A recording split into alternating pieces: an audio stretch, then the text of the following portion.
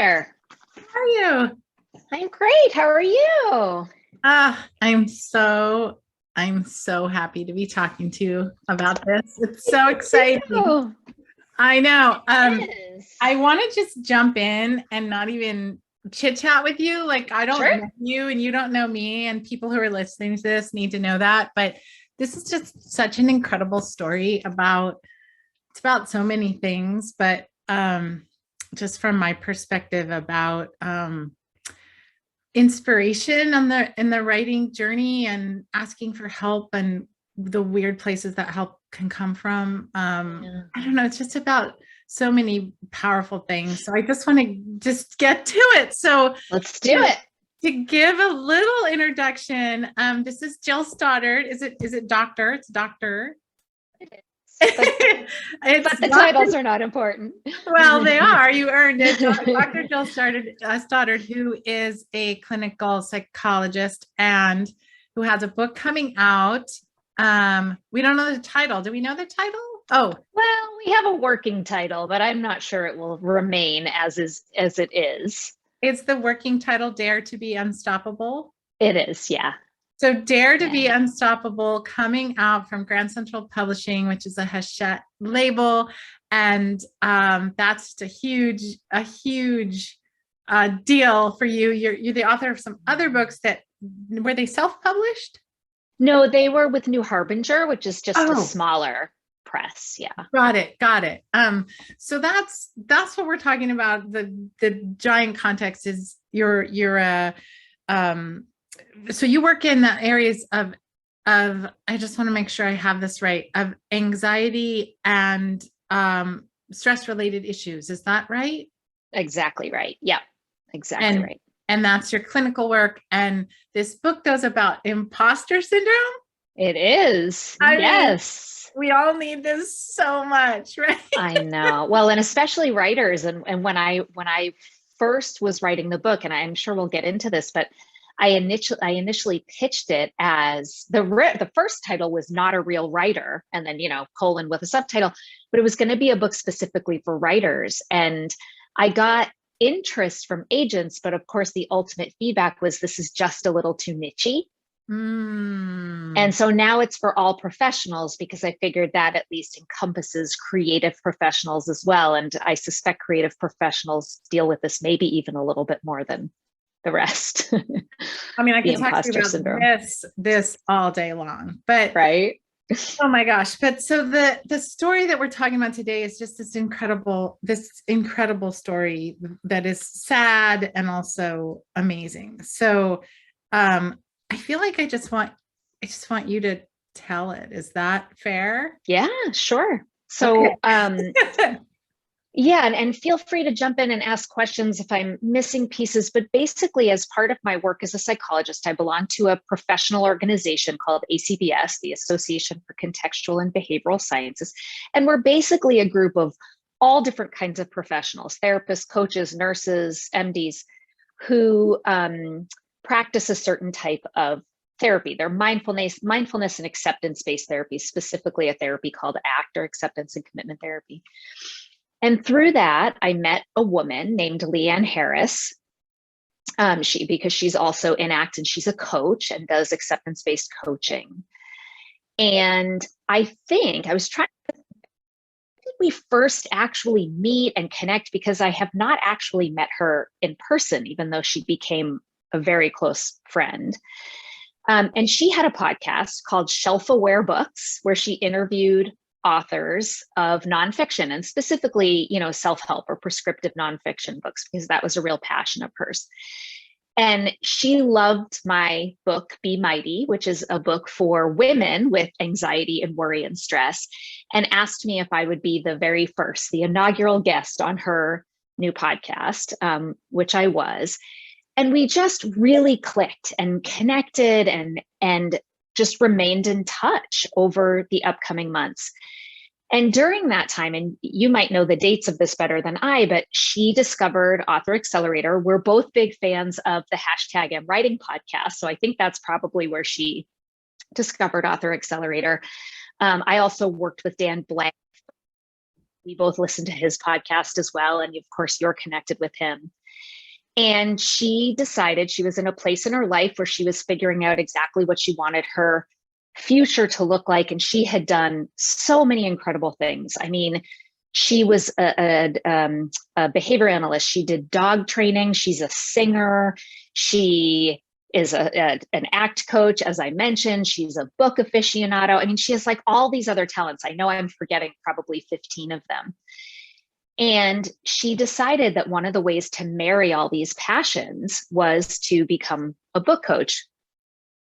And as part of the Author Accelerator program, she needed practicum students. And, you know, she offered to coach. I had told her about this idea for my imposter syndrome book, and she was my absolute biggest cheerleader. I wasn't even sure this book should be written. And she was the number one person saying, this is, you must write this book, and offered to coach me. And I said, oh my gosh, yes, how much? You know, thinking this was going to cost me an arm and a leg. And she said, no, made it seem like I was doing her a favor, which was how she made everyone around her feel. You know, she would do something for you and somehow make you feel like you were doing her a favor. And we started working together. I was looking at my files and I have notes from our first official meeting in September. And we worked together. So we had really kind of met in January. This was in September that we started doing this book together. And she shared the blueprint for a book. And I was working on that. And we were meeting on Zoom every week and texting every day. And I had more contact with her than I did really with my own family practically. And she was just incredible. I mean, this proposal would not have come together if it weren't for the way that Leanne was coaching me and really helping me to get, have to write this book, why I'm the person to write it, who it needs to speak to, what it needs to be about, and put the initial proposal together. And as a side note, part of one of the resources she shared with me was Jess Leahy's proposal for addiction inoculation as a way, you know, as a sample to sort of model after. And Jess has been a guest on my podcast, Psychologist Off the Clock, a couple times actually, I think. Well, and that proposal, Jess was very kind to let me feature in our book coaching course. It's just an example of, I mean, she talks about this very publicly, so I'm not doing anything she wouldn't do, but it was a $400,000 book deal. And, you know, it's a big book deal. So to be able to see a proposal that landed that kind of money and really, it's such a robust, it's a beautiful document. And, it really is. And she allowed me, just as a friend, I had nothing to do with that book or coaching her. She's just my friend, and she allowed me to share it. And I'll also just interject something else about Leanne and our community. Our book coaching community was just this incredibly bright light and was just so engaged and so just, you could see, just soaking everything up and just learning and asking questions and sharing. And your notion of her as a generous, we all felt that. It was, you know, and this is all just virtual community, you know, Yes. It's just like via Zoom and chat and this and that, and you could still feel that spirit. And she was just on fire to do this work. And 100%. So you have to do 3 practicums in our course. So I think she was working with you on the book proposal piece. So then you can keep telling the tale. Yeah. And I mean, that's exactly right. She just exuded that spirit and passion and enthusiasm everywhere she went. And it was contagious. Like you couldn't not feel the same way when Leanne was there. And so, you know, we worked on this, and I was feeling really proud of how it was coming together and her input.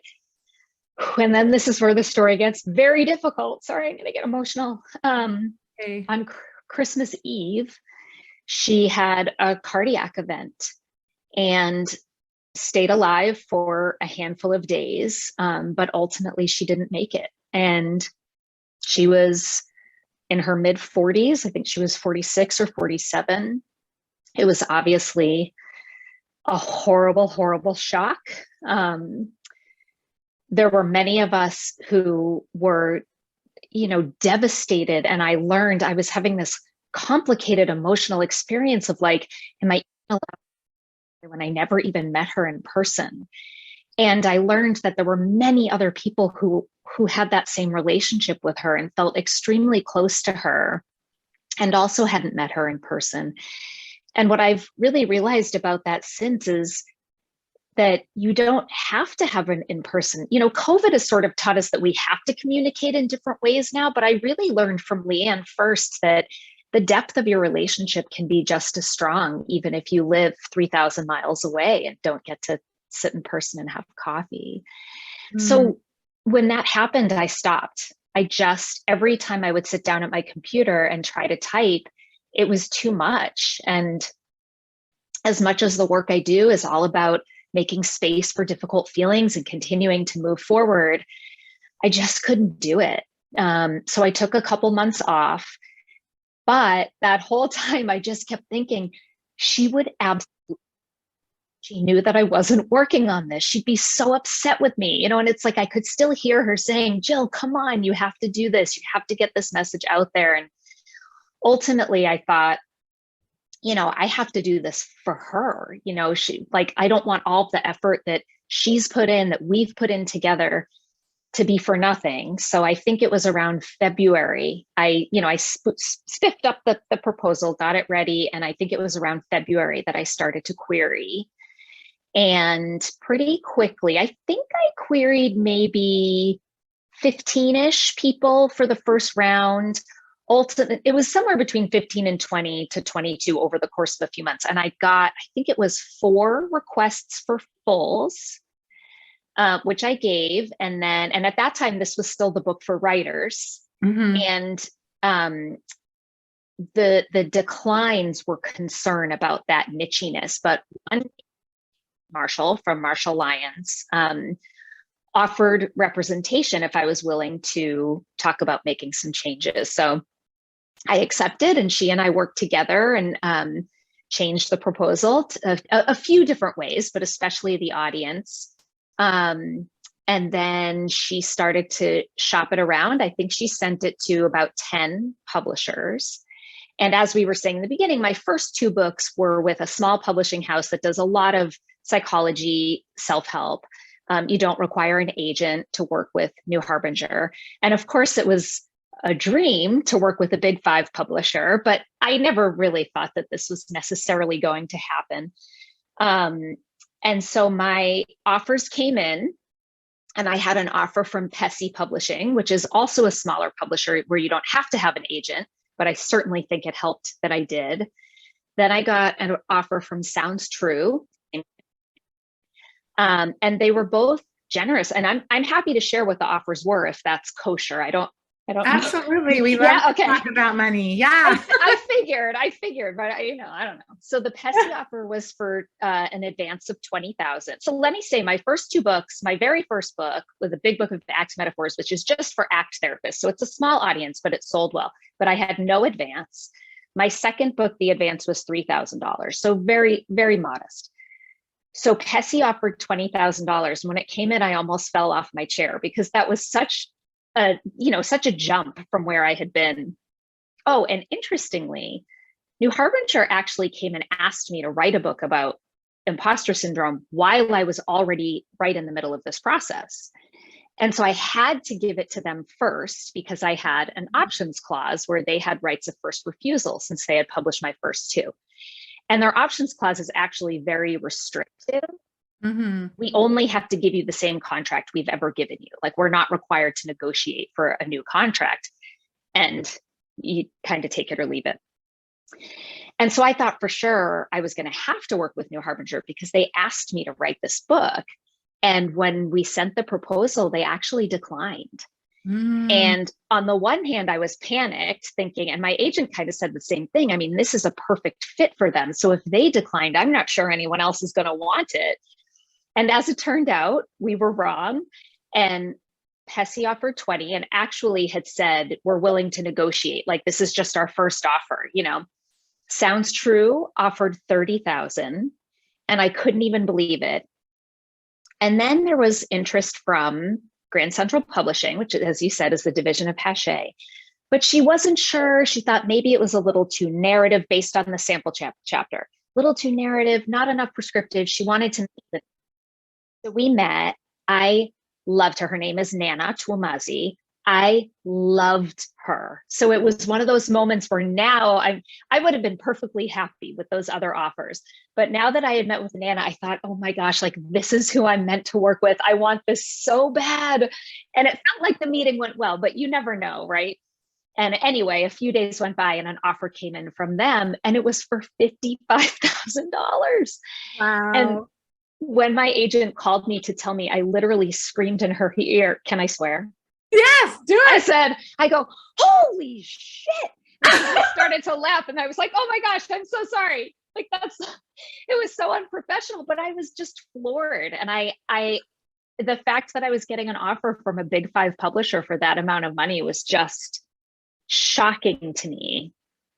And I am positive that this would not have happened if it weren't for Leanne, her doing the work with Author Accelerator, and us having the materials, and just like the path just unfolded. And honestly, I'm not a particularly spiritual person, but it like sort of felt like she was up there pulling strings.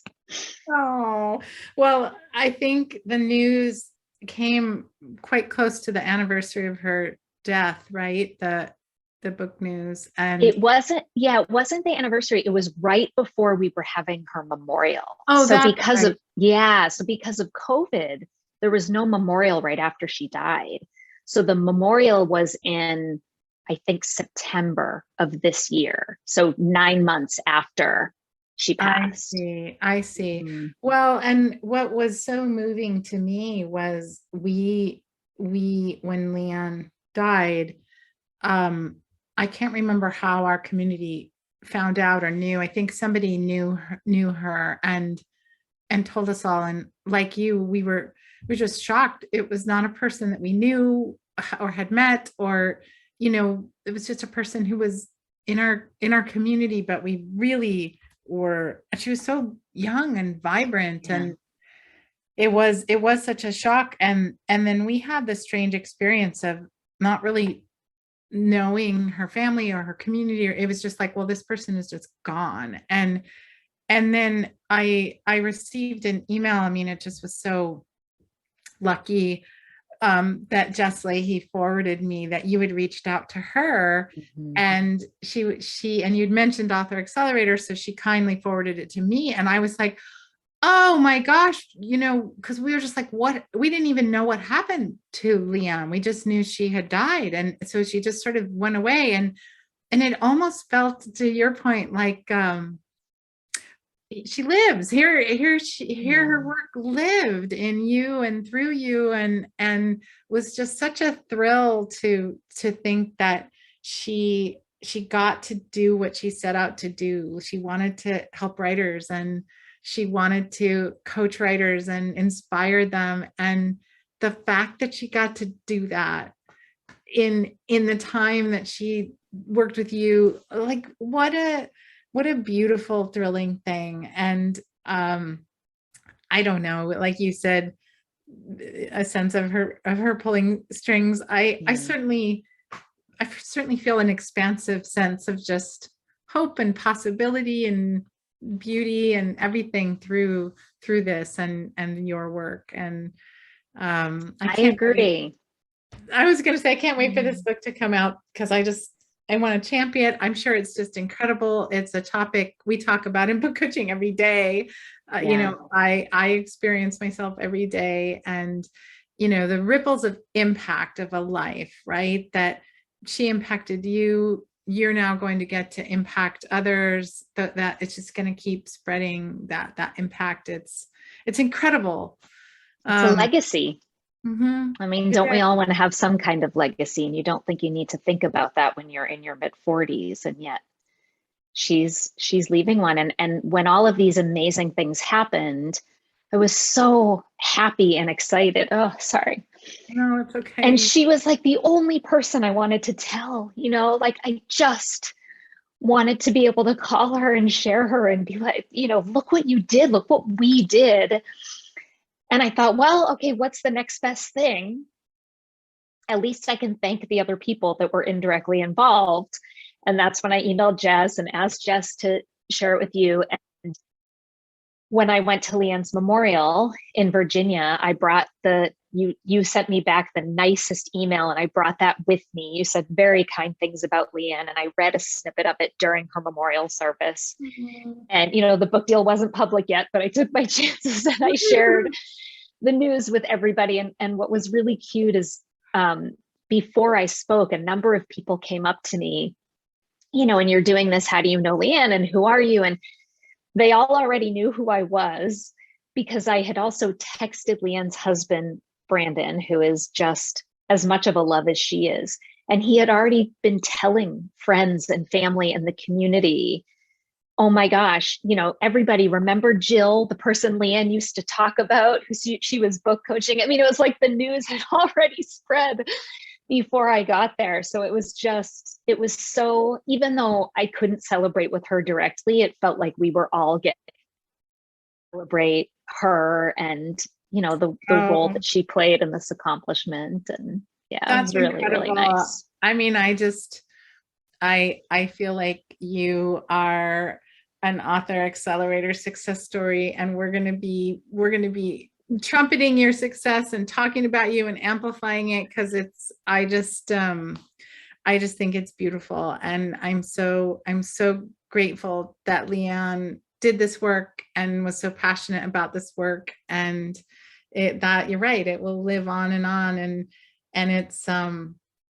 books carry so much power in them, and you never know who they're going to touch or how they're going to change a life or what they're going to do. I mean, they let you amplify your own genius and brilliance, and you're going to get to do that with your work. And in some ways she's doing it through you. It's just really cool. And I just wanted to get on Zoom with you and see you and know you and say congratulations, and Thank you.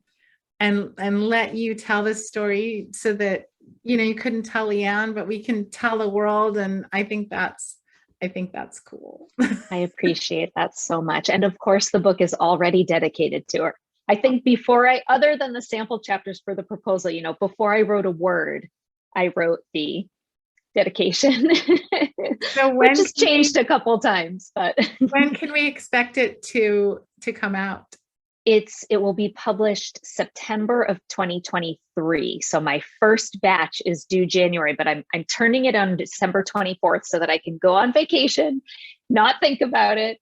And then, so I have until September to have the whole thing written, and then it'll be published September 2023. So we still have a little while.